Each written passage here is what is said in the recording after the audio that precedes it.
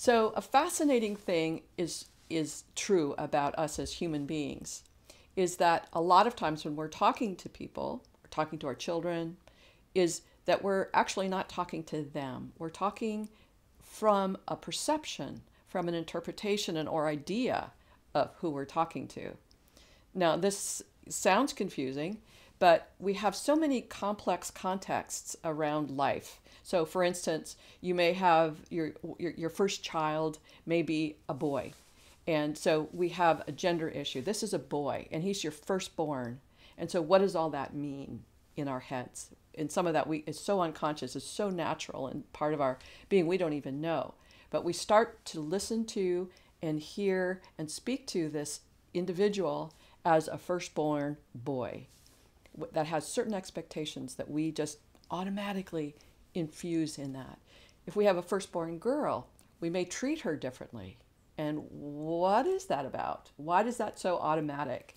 The third, the middle child syndrome, why does that happen? It happens because we have interpretations in our mind about priorities and hierarchies and practices that are all going on inside of our head.